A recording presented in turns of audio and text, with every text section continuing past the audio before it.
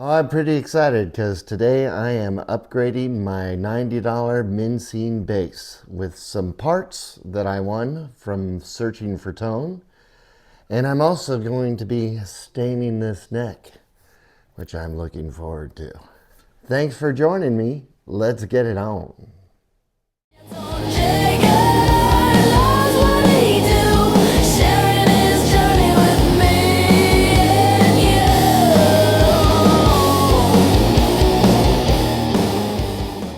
Hey everybody, I am Brant and today I am going to be upgrading my $90 Minsine bass. I won some Guyker parts. I have a video out. I won them from Searching for Tone, Brian over there. I've got a new bridge, which is this, that I'm going to be putting on. And I've actually checked the fit on that and it seems like it's going to be pretty much as easy swap. I'm not going to have to drill out any holes, I don't think, or change anything on the body of the guitar. The other thing I won, well, two other things that I won, were some new knobs and some new tuners. However, some issues with those. First of all, the knobs that I won, these little gold knobs, I thought were really nice. But there were only 3 of them, and I have 4 knobs. I've actually changed these out from the original. The original were chrome. I put black ones on there since we're going with the black bridge. And I decided not to use these knobs. Now, I was going to buy one more of these, but they don't sell them individually. They only sell them in a 3-pack, and they're sort of expensive for knobs. So I decided to put 2 of these on a different guitar. I put them on my Donner LP and have a spare. I'm just going to be using these black knobs instead. The other thing is the tuners. Now, when I got the prize from Brian, I pulled out the tuners, looked at them, were great bass tuners. I was more concerned with the fit of the bridge, if I was going to have to alter anything on the guitar with the new bridge. But I didn't even pay attention really to the tuners. And what the tuners are that I got from Brian are these. And they are very nice, but they're for left-hand tuners, and they have this back. The tuners that I have are 2 left, 2 right hand, and that type of back. These tuners, unfortunately, are not going to work for me. I could get 2 of them to work for me and modify the guitar some, but I decided I'm going to hang on to these. Actually, I might be re-gifting these. If you have a bass guitar with 4 left-hand tuners and you're wanting some Guyker bass tuners, let me know. But I do have these type tuners from Guyker on the way. They should be here tomorrow, and they are black. And I don't anticipate any problem fitting those in. But the first thing I want to do is get this guitar disassembled. I have never looked back here to see what kind of electronics we're running. I'm going to guess pretty cheap, small pots and all that. But I want to take a look at that and get this neck off and start staining it. This is a very, very pale neck. I am, especially with the black headstock and the rest of the guitar, I just want to darken it up a little bit. So I've got some Minwax wood stain. This is a honey finish. I'm going to be sanding this down, applying the stain, and then we're going to True oil over the top of it, and lastly do a little Howard's feeding wax.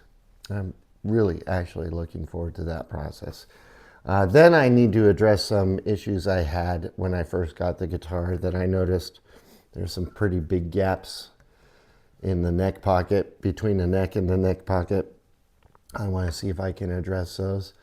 And then we'll put everything back together and see how it sounds. So this might be a two-part video because of how long this process is going to take. But let me get started by disassembling everything, and then I'll get to working on that neck and kind of walk you through the process that I'm doing. See you in a bit. Okay, I've done a little prep work. I've gone ahead and taped up the neck. I've taken the tuners off, obviously. I just need to sand this. So let's take a look at the body. So I have taken the screws off. I also took the bridge off. Glad to see there's a little spot for the ground wire right there under the bridge, so I'm gonna have to remember to scrape off some of the back of that because it's black. I need to make sure that that's making contact with the metal and not paint. Small pots, all dime-sized pots, green chiclets. That's all that's in there. There is no switch, so a lot of excess wiring. Reminds me of the it reminds me of the purple bullfighter that I have, the one that looks like an Ibanez. Just seems a lot of excess wiring. I'm just gonna leave that off for now. Here, I think that bridge is gonna be a perfect fit. I thought my tuners were gonna be here in 2 days. They're gonna be here tomorrow. But I'm not gonna be done with the neck by then, so. Anyway, you know, I just did wanna mention here, while I'm thinking about it, I don't say this nearly enough. Ted says it in every video, but I don't say it. I don't know that I've ever said it before. I am not a professional. I am just a guy in my garage learning how to do this type of stuff to guitars and figuring it out as I go along. And so I am sharing my journey. None of this is instructional. This is what I do. You do you, Jack. Right, Ted? If I watch a whole bunch of channels trying to glean information and better my skill set, and a lot of times I am just going with what a little bit of what I've learned and seeing how it works out. And it doesn't always work out. That is for sure. I'm getting a lot better at some stuff. Some stuff I have a long ways to go. But again, I really appreciate everybody in the community. You know who you are, guys. That is helpful and has mentored me in a way, and is willing to take time to give me more knowledge to make my skills better. Thank you. That's why I do this. This is my way of interacting with all of you all. So thank you, everybody. Boy, I'm rambling on. Okay, let's get to sanding this neck. All right, I'm ready to start sanding. It occurs to me that I should have a darker contrast towel. The neck blends in pretty well. Like I said, it's all taped off where I want it to be. And I did burnish the edges of the tape. You just press them down really hard with like a credit card or something like that. Just make sure that there's a good seal. So hopefully I get a good line on the stain. I'm just using some 220 grit sandpaper.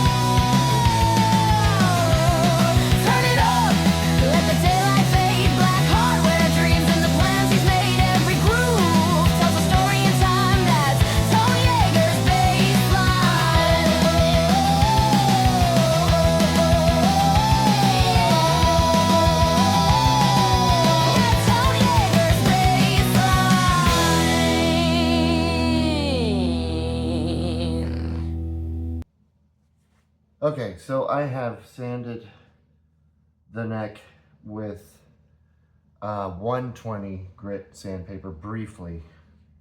I really just wanted to make sure that I was getting in there and getting some of the previous finish off, the satin finish that was on here.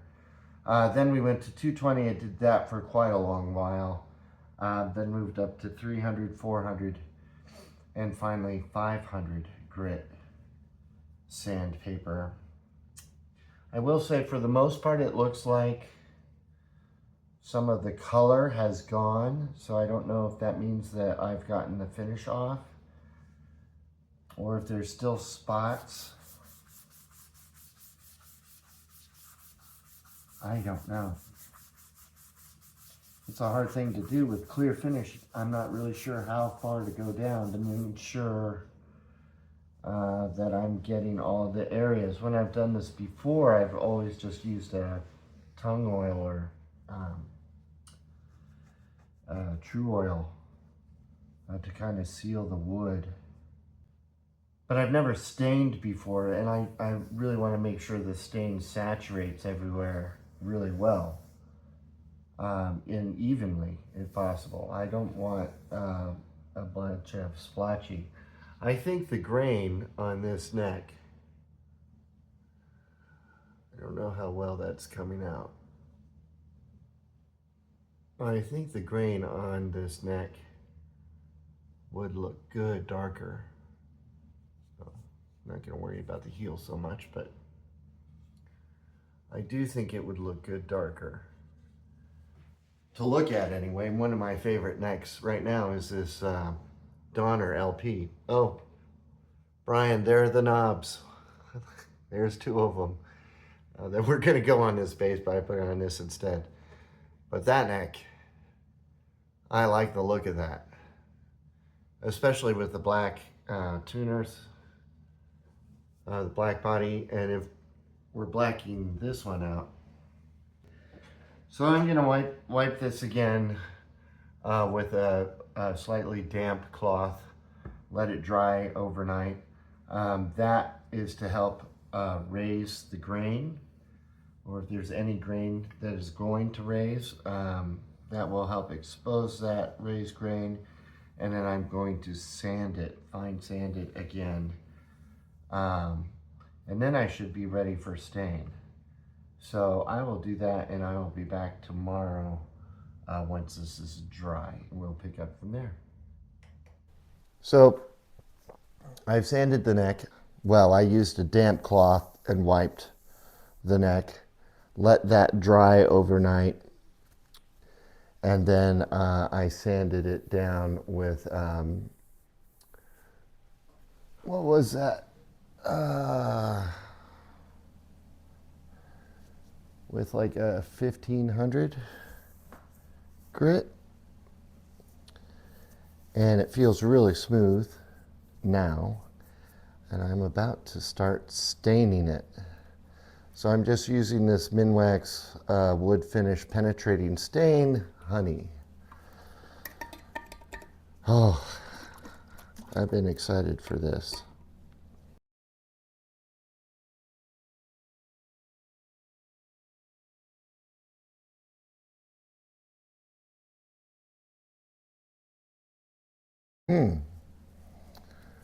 How do I feel about that? Oh, I don't know. It looks kind of a little splotchy to me, like how it's really dark right here.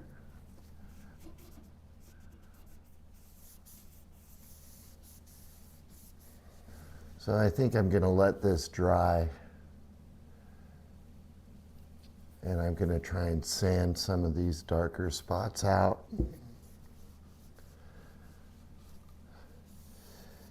I don't know if that's going to work or not. This is the first time I've actually really done this, so yeah, we'll see. There's some little imperfections here. I don't know if you could see, there's a couple of spots right at the tip of the headstock. It didn't really get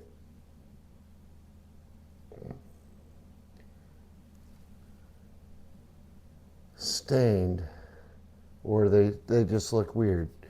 Not weird, but you know what I mean. Anyway, I'm going to let this dry and come back at it. All right, so I've let this dry for about 5 hours. I'm okay with it. It definitely is darker, but it is darker in some spots. It's kind of splotchy. It's not as uniform as I would like it to be, especially on some of the sides.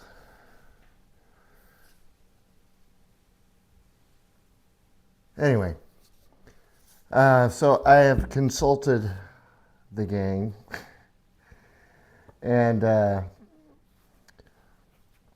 most everybody was in agreement. Hey, you know, you can go ahead and sand that down some more, but it may not make a huge, if any, difference how uniform it is. Sometimes that's just the wood.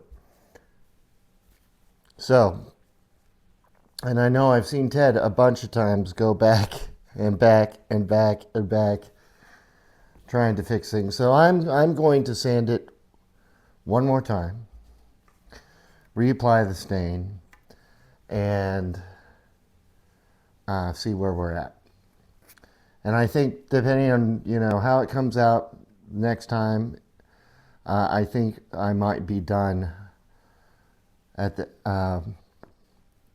with that part. I might just go ahead and move on to sealing it, or finishing it with some. I'm gonna try a tip that I was talking to Ted today.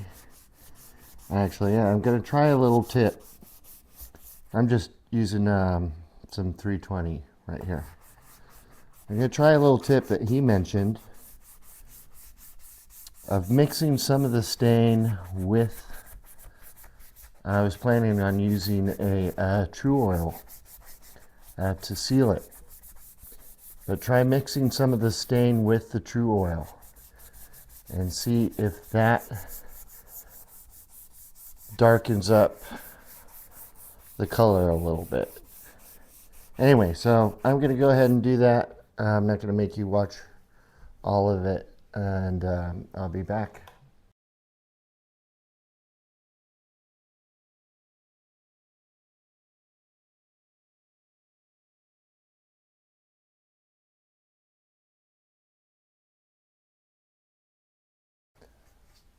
So this is about dry.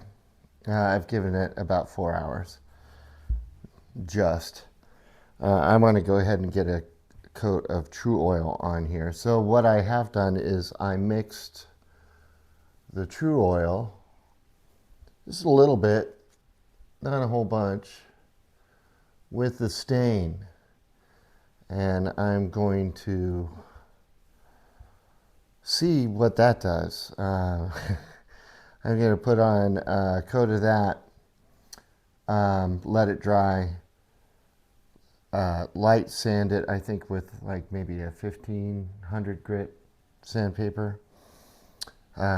Sand it, then put another coat on, sand it, potentially put more coats on after that. We'll see where we're at, especially if the color is making any difference. I might put on more. So I'm going to fast forward all that bit, and I'll see you when I'm all done.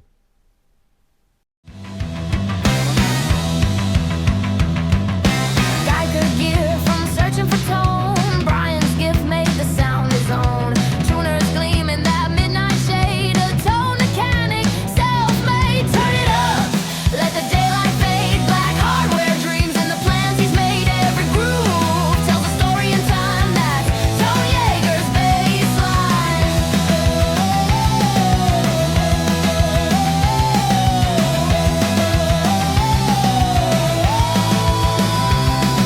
Another one bites on a Friday night. Seven Nation Army keeps the fire alight. Every mod, every tune he finds builds the soul of his kind. Turn it up.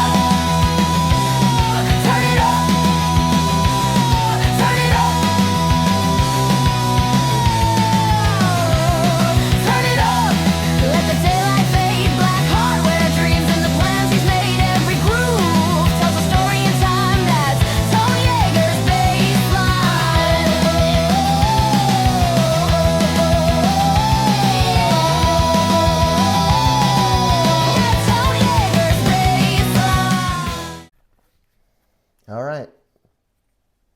How'd it do?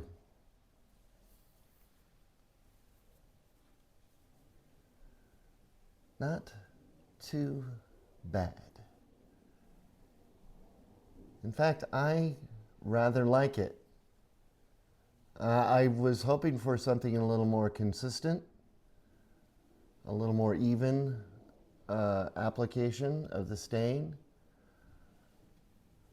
I know there's a good possibility there's nothing I could have done aside from painting it to get it that way. But I think it turned out, I even did the heel.